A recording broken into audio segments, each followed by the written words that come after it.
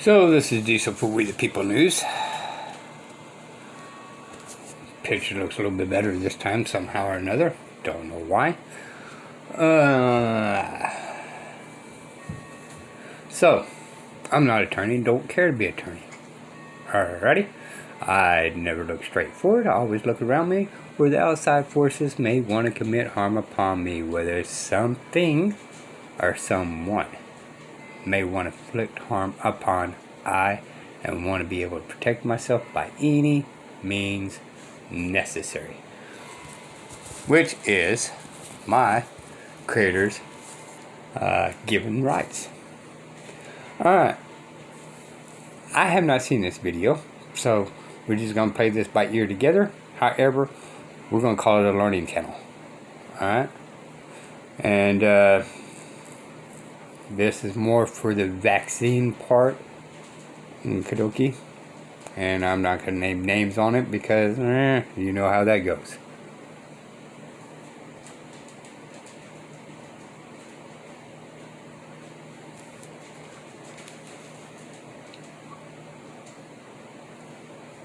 Hi, Bill Henshaw here again, your friendly local constitutional kook with more updates on current events.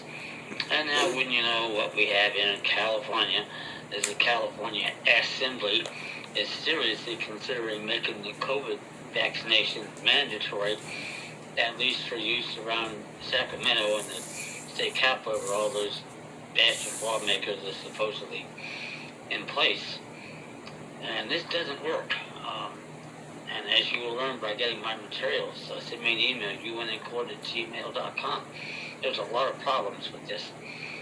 The first one is, damn well, if they think they have the power to do it to themselves, then they surely think they have the power to compel you or I to get a vaccination, quote-unquote vaccination, which is something more like probably a placebo, but with who knows what all is in it. I mean, Lord knows, I wouldn't go close to it. Talked about that on the last video, right? At the very end of it, I don't know how many of you guys watched it, but if they think they have a right to do it, and then they have the right to do it to us, what does that mean? We are not their bosses. We are their employees or slaves. You decide on that part. But if they think they have the authority to do something unconstitutional against us, then they must think one or two things. They're employees or we're their slaves.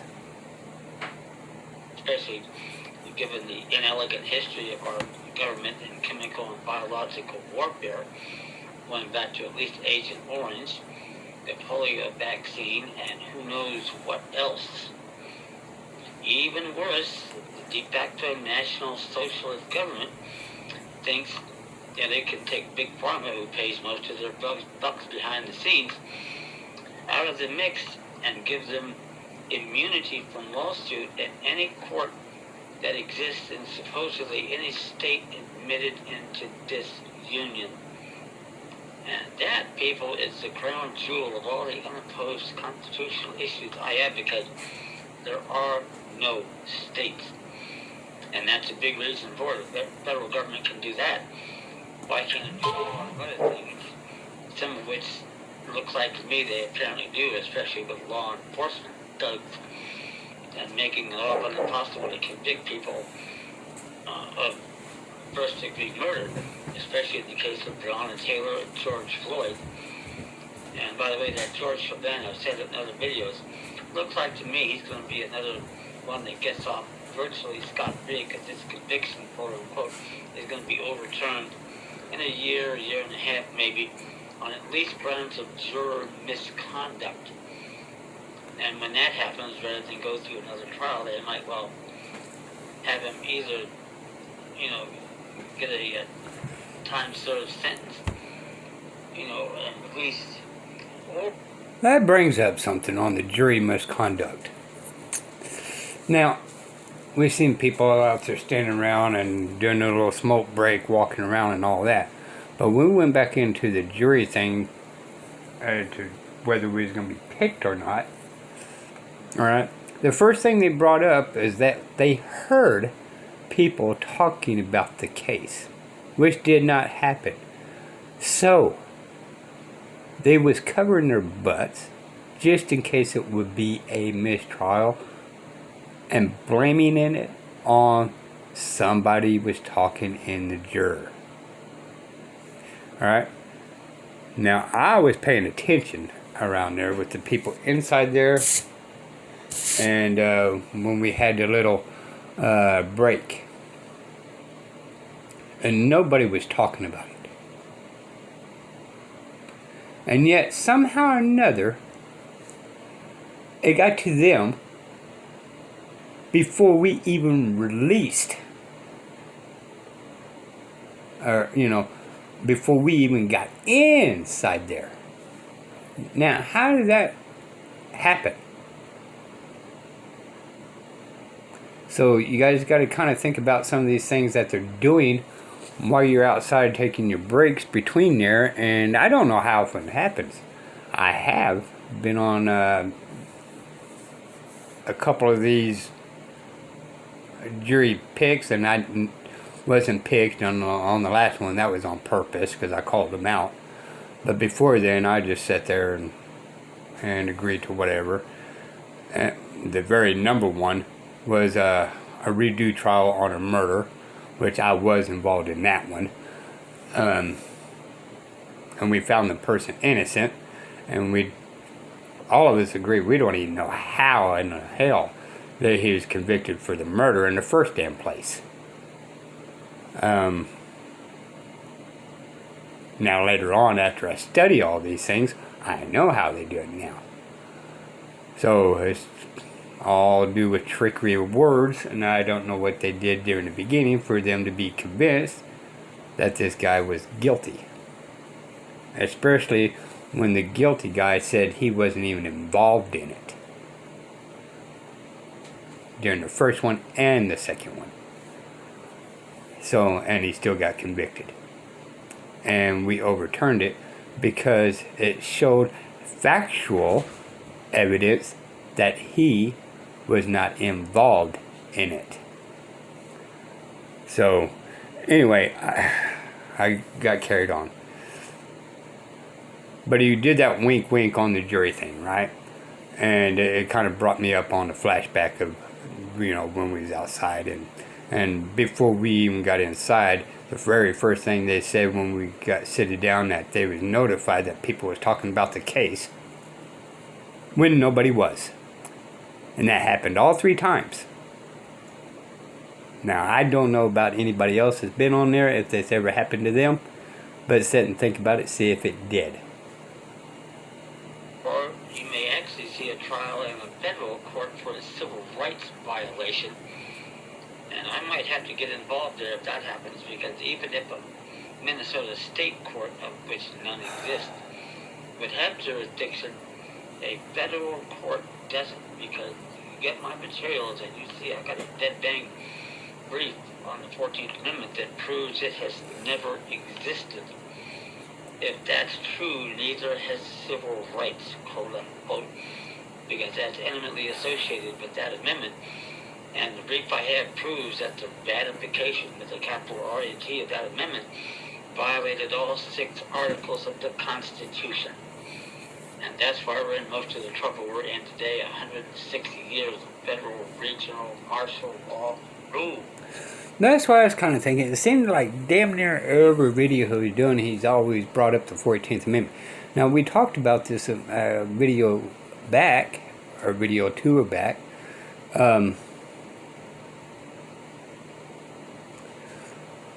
That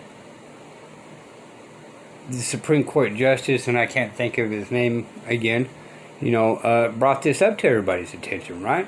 It would throw the courts in chaos. So everything they're doing has to be within the lines of the 14th Amendment. So this 14th Amendment is in line with a bunch of crap that's going on. Right? So a lot of things, when you challenge everything, it's going to be within the 14th Amendment. But what he's doing is challenging the 14th Amendment itself. And say, where is your factual evidence that this 14th Amendment was legally ratified?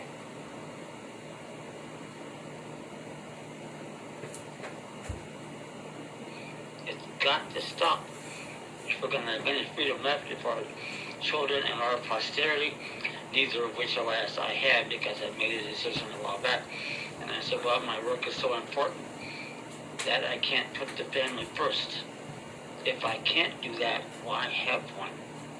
And I've stuck to that ever since. It just made sense to me. And I'm the last of the line. I'll be glad to hear that, you know, in CIA, Langley, and other places, and official Washington, D.C. But if I get the job done that I've set out to do, whether I live long enough to see it, I don't know. I got 8 or 10 good years here, it looks like, with family genes and history. But at least I can set the path so that you people can follow me and finish the job. Get rid of all this divide and conquer bullshit that we've been doing for 150 years. We all have to work together. You know, there's Asians, Africans, Americans. You know, no civil rights, no 14th Amendment. You know, take on some real issues and have some real standing in a court that can provide real relief. I believe it can still be done, especially with astounding events in the U.S. Supreme Court. In the recent term just closed 6 weeks ago, they did something where they sounded exactly like me. And from exactly the same source, too. You know, about the fact that, you know, denying Texas, you know, the right to file documents, let alone hear the case. And it's mandatory there. That's the only court if you're a state you have to go into. Wouldn't even file it. See you later. That's not the way it works. Mainstream media caught a hold of this, as I've said on some earlier videos, but they missed the point. Because it looks like it was emphasized to them by the justices that apparently all doesn't mean all in Article 3, Section 2, where it says in all cases, ALL, in which the state shall be a party to the Supreme Court has original jurisdiction. I don't know how that can be any clearer. A room full of fourth graders is going to understand this, even if law school graduates don't. The real issue was 5 words away. And no state, in all cases in which a state shall be a party. State. There are no states. This may be the best evidence of it. And if that's the case, it gets the Supreme Court off the hook, because otherwise they would have had to amend the Constitution by judicial fiat, which they can't do since that power comes under Article 5, not Article 3. This is what's going on. And the good news for us is that we have better standing than states admitted into this union. Think about it. Didn't we, the people, ordain and establish this Constitution to secure the blessings of liberty to ourselves and our posterity? Looks like the relationship between us and government is principal and agent.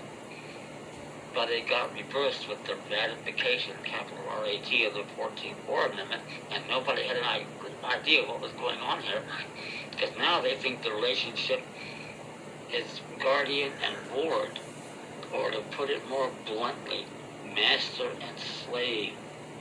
The freedmen, in effect, never had any freedom, if they had it at all, even briefly, because this amendment took it away again, and it made us all equal, not by elevating them to our level as state citizens, which could not have been done the way that amendment was quote-unquote ratified, but by reducing all of us to their level. And it's been that way for 150 years. I still think we can beat the rat here, especially if the court is on the verge of doing its sworn duty for the first time in 150 years to say what the law is.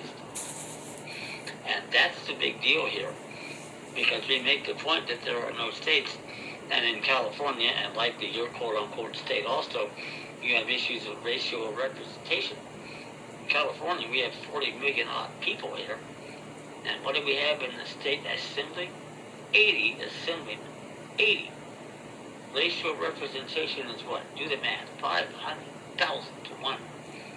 Compare Article 2, Section 2 of the Constitution, we're talking about racial representation of congressmen and constituents, and the maximum ratio is 30,000 to 1.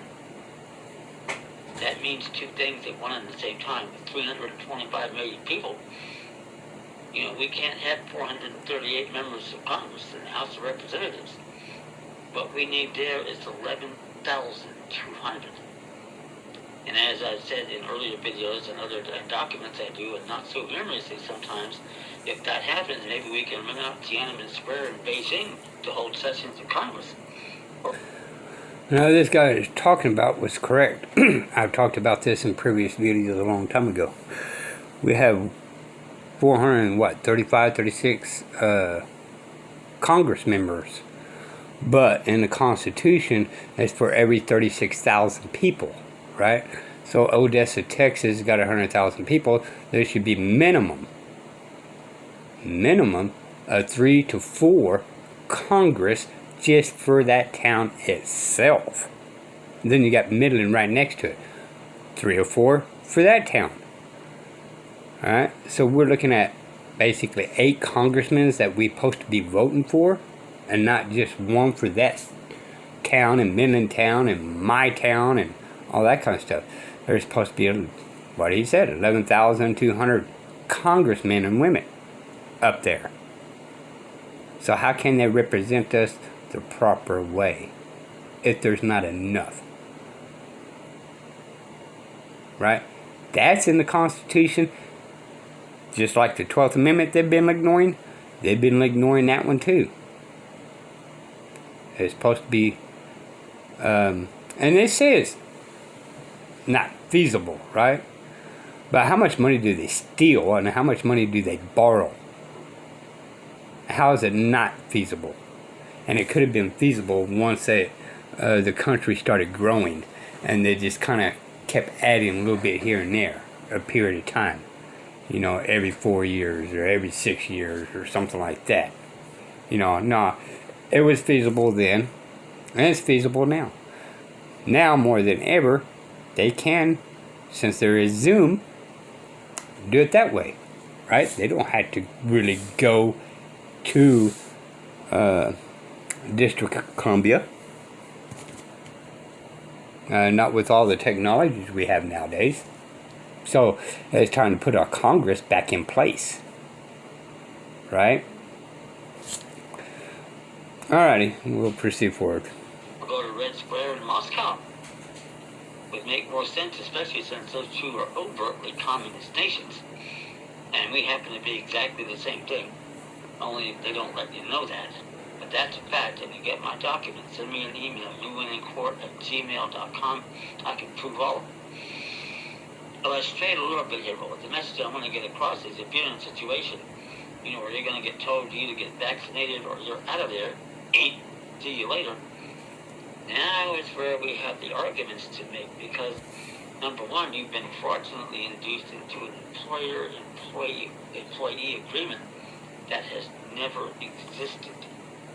And I can prove that. About the U.S. Supreme Court saying it, not me. Okay, not only that, but we have an unlimited power to contract secured by Article 1, Section 10 of the Constitution for the United States, not Section 5 of the 14th War Amendment. This is a major big deal right. And what that tells you is that since the employer, quote unquote, didn't bother to tell you all the terms and conditions of the agreement, even if they could compel you to do it, it's void of common law, because now we don't know our rights and we don't know what's happened. All we know now is we have all the BS mandatory requirements, with arbitration and stuff like this, and things and remedies you have to exhaust before you can even get into one of their courts. And when you do, it isn't even a judicial court. And there's that pesky Supreme Court again, saying we have a right to present our case to the court of the nation. Hey, Collins v. Virginia. Just send me a request for information, uwinnincourt@gmail.com. One of the documents you're going to get back is excerpts from Collins v. Virginia. And what looks like a 7-2 minority opinion in the recent case of Texas v. California, with only Justices Alito and Thomas, is anything but. And and that's the one where they denied filing documents. But I'm sure the three Trump appointees, especially Barrett, was told, hold your horses here. It's not, maybe the right case, but it's the wrong time. We have to see what's going on here, especially with the Biden court packing plan and the recent election. And that's another thing, by the way, you learn with my documents, there are no elections of any kind, anywhere. What does that tell you about the consent of the governed? Not there, and for a wide variety of reasons. You want nothing to do with elections the way they're currently served up here. Zero. And that's our strength. Because we have a government in which we're not represented at all. The only people represented there are artificial corporate entities, like the New York Banksters on 120 Broadway, New York, New York. It may ultimately be guided, quote unquote, by the City of London and or Vatican City and possibly Israel. That one I'm not sure about, but in any event, we are not represented there. Now, how you ask yourself the question, can the government in which we're not represented pass any laws that bind us? Didn't we have the American Revolution for just that reason? Wow.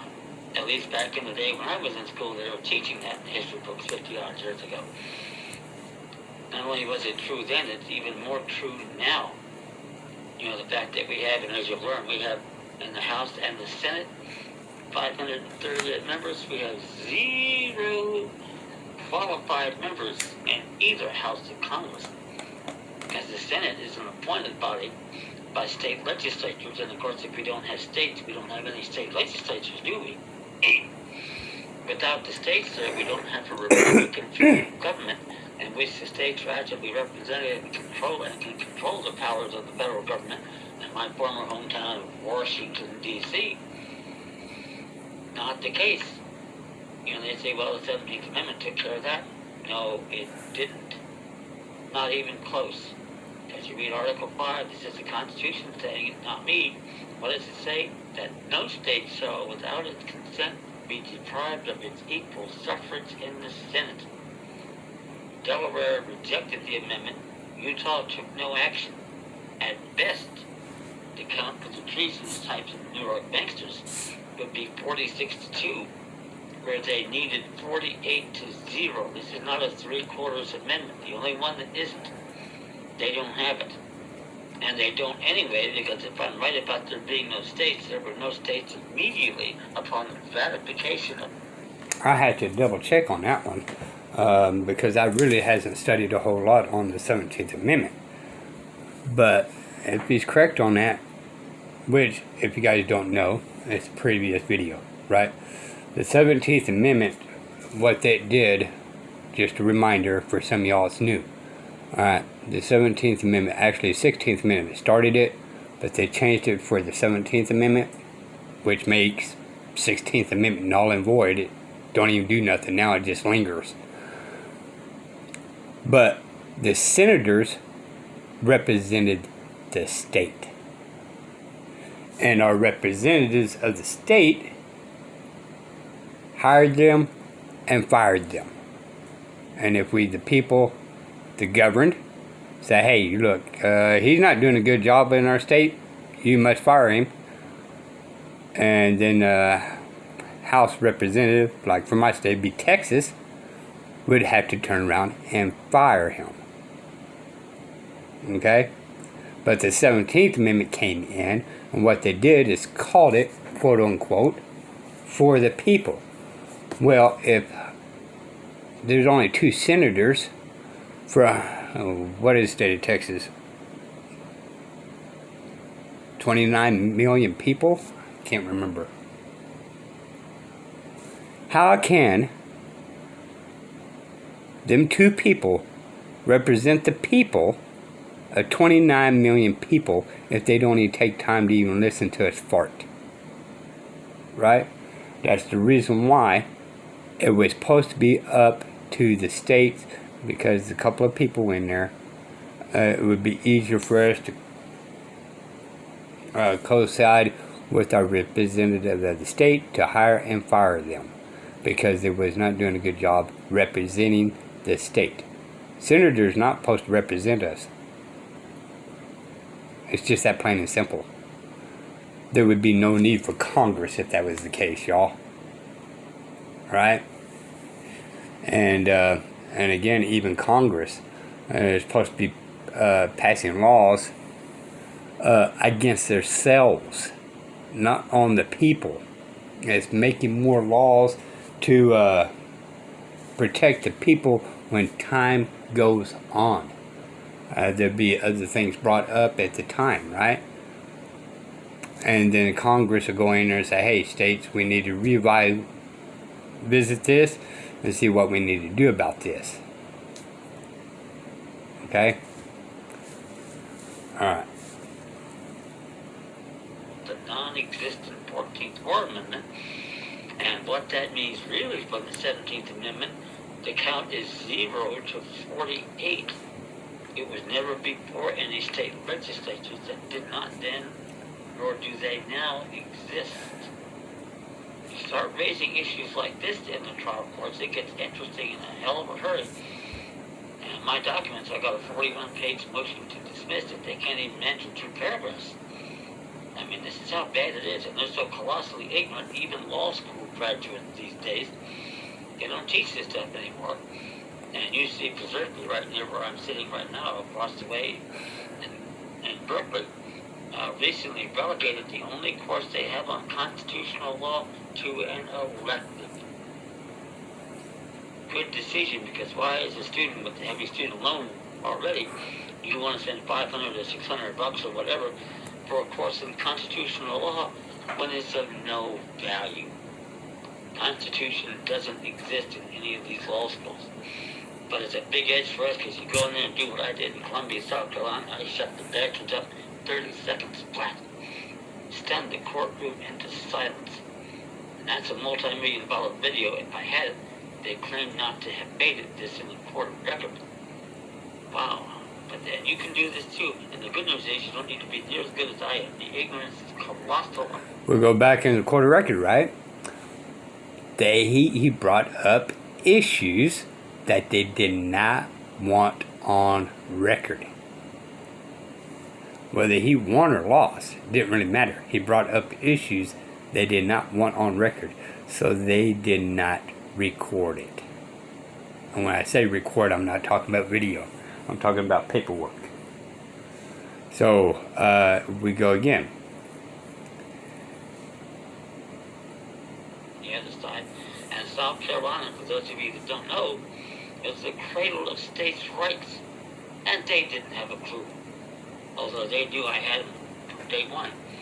And the local dumbass there didn't know what dude didn't say 2 words to me the entire time. I was still locked up there as a political prisoner. And what should have happened was, the day after we had that one hearing that I was at, I should have been sent home. That didn't happen, and the reason, and I can't prove it, but I know since I came across the country on 4 different federal unmarked military aircraft, that there was a simultaneous investigation in the background trying to see if they could nail me as a domestic terrorist, which is what they think we are. And all we're doing is invoking rights secured by the Constitution.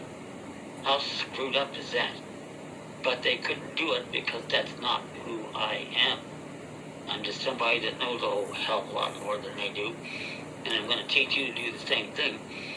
And then you can teach your children how to do it, and your posterity how to do it.